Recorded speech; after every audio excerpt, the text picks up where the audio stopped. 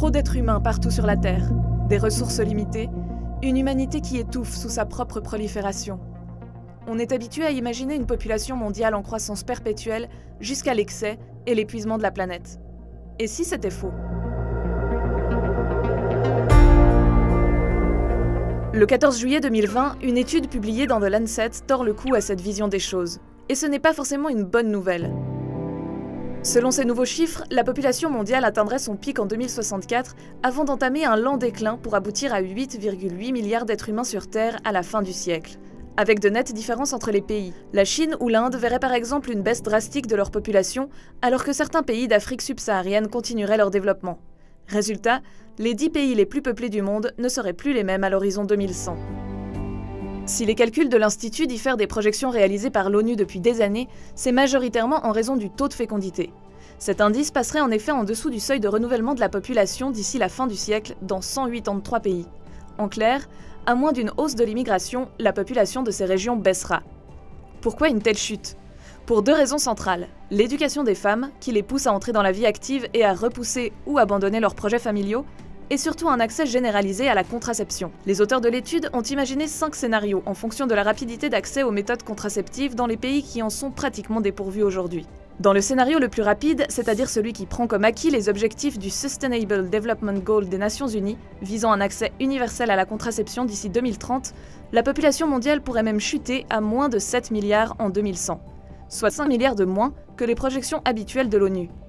Un décalage qui devrait moins à des méthodes de calcul ultra novatrices qu'à des hypothèses divergentes. En tant qu'organisation supranationale, on ne va pas dire l'Europe est en train de décliner versus l'Afrique qui est en train d'avoir une croissance démographique. Concrètement, les Nations Unies, lorsqu'ils font des hypothèses de fécondité, supposent que l'Europe va avoir une fécondité en hausse, tandis que d'autres continent va avoir une fécondité en baisse. Et puis finalement, il y a une sorte de convergence dans les tendances démographiques qui garantit une sorte de, on va dire, de paix sociale à l'échelle des pays. C'est juste ça. Reste que même dans les scénarios les plus lents, la population mondiale entamera prochainement sa diminution. Moins de monde sur Terre, est-ce une bonne nouvelle ? Pour la planète, le climat, l'environnement, la pression sur les ressources, oui, sans aucun doute. En revanche, une baisse de la natalité entraînera fatalement une inversion prononcée de la pyramide des âges, avec de nombreuses conséquences économiques et géopolitiques. Alors qu'en 1950, 25 bébés naissaient pour chaque personne passant le cap des 80 ans, ce chiffre pourrait chuter à une seule naissance en 2100. Selon les projections de l'étude, les plus de 80 ans seraient ainsi multipliés par 6 à la fin du siècle.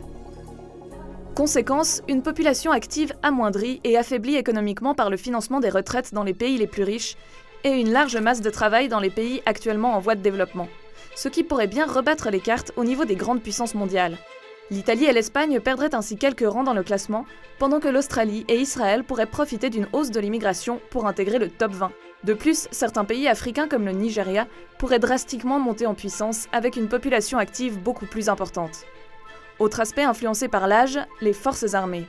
La Chine, par exemple, pourrait perdre jusqu'à 60% de sa population âgée entre 20 et 24 ans d'ici la fin du siècle, ce qui pourrait avoir des répercussions sur l'équilibre géopolitique mondial. C'est clair qu'on est dans une situation de déséquilibre progressif, et ça, c'est aussi un facteur qui va conduire d'une manière ou d'une autre à une sorte de rééquilibrage. Et ce sera difficile à assumer pour l'Europe, pour l'Amérique, de voir l'émergence de certaines puissances économique et militaire africaine. Face à cette décroissance inquiétante, certains gouvernements réfléchissent d'ailleurs déjà à des mesures. 4 solutions s'offrent à eux. Augmenter le taux de fécondité en mettant en place des politiques familiales incitatives, augmenter la masse des travailleurs en repoussant l'âge de la retraite, promouvoir l'immigration ou restreindre l'accès à la contraception. Les auteurs de l'étude craignent ainsi que certains États choisissent cette dernière solution, mettant en danger les droits des femmes.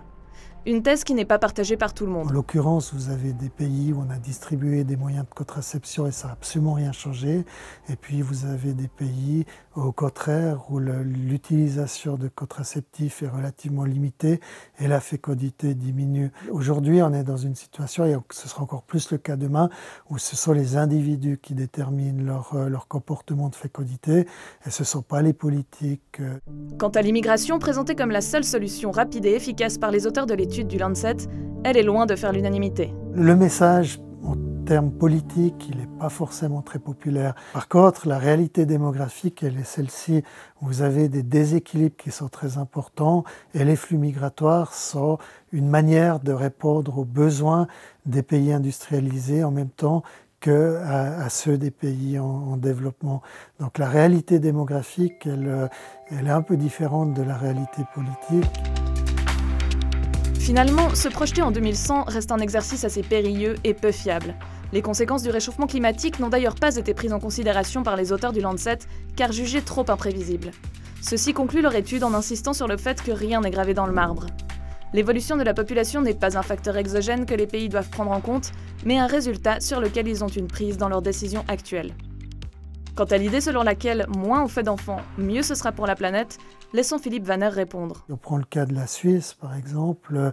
Toute la rénovation des bâtiments est faite par des actifs qu'on fait venir de l'étranger. Une baisse de la croissance est peut-être bonne pour le climat, mais derrière ça, il y a surtout les comportements.